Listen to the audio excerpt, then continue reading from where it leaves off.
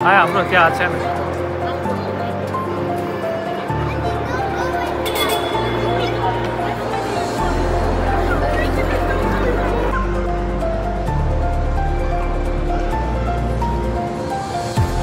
Photo त छैन, photo खिच्ने त फोटोबाट खिच्नु के खेलेर।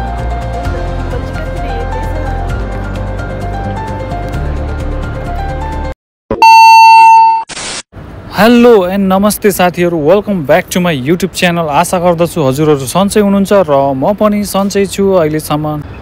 र मेरो च्यानलमा नयाँ हुनुहुन्छ भने भिडियोलाई लाइक अनि च्यानललाई सब्सक्राइब पनि गरिदिनु होला। र म चाहिँ आज आएको छु कतारको वान अफ द बेस्ट मलमा घुम्नको लागि।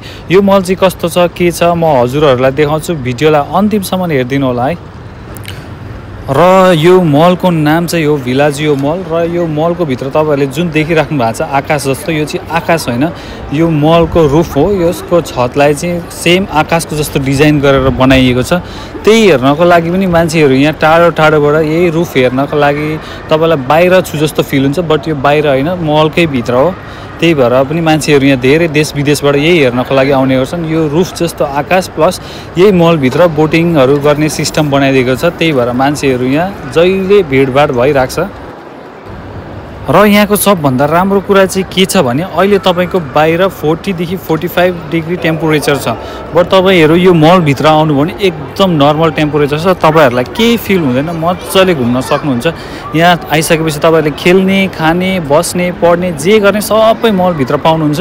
तपाईँहरू बाहिर छु जस्तै फिल हुन्छ। तपाईँहरूलाई आकाशमा हेर्दा माथि फ्लोर देख्नुहुन्छ, एकदम क्लाउड टाइपको डिजाइन गरेको, बाहिर छु जस्तो फिलै हुँदैन। एकदम राम्रो छ घुम्नको लागि। तपाईँहरू पनि कतारमा हुनुहुन्छ भने यो ठाउँ आएर एकचोटि भिजिट गर्न सक्नुहुन्छ है।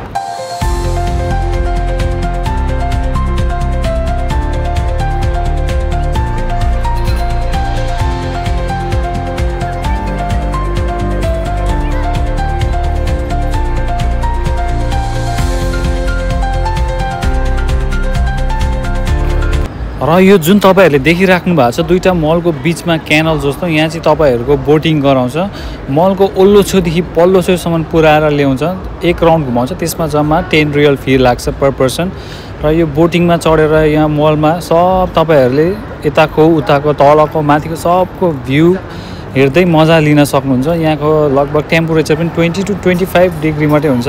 त्यही भएर मैले पनि साथीसँग टिकट काटेर दुईजना हामी चढेर गयौँ। र यो बोट चलाउने दाइ पनि नेपाली नै हुँदो रहेछ। त्यही भएर हामी गफ गर्दै गर्दै मलको पल्लो छेउसम्म मलको यो भ्यू हेर्दै हेर्दै गयौँ। हामी चाहिँ पल्लो छेउसम्म पुगेर आउँदा अलमोस्ट 10 मिनट जति लाग्छ। 10 मिनटमा तपाईँहरूले यो मलको फुल नजारा हेर्न सक्नुहुन्छ। वरिपरि घुमेर लेफ्ट साइड राइट साइड सब आउँदा जाँदा सबै भ्यू हेरिसक्नुहुन्छ। कति बाहिरको मात्रै घुम्ने भनेर यहाँ आइसकेपछि एकचोटि मलभित्र पनि बोटिङ गरेर एक्सपिरियन्स गर्नु होला। एकदम राम्रो छ घुम्नको लागि, एकदम इन्जोय गर्नुहुनेछ।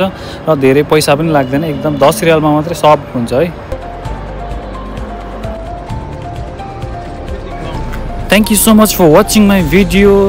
यदि च्यानलमा नयाँ हुनुहुन्छ भने भिडियोलाई लाइक अनि सब्सक्राइब पनि गरिदिनु होला। See you in the next video.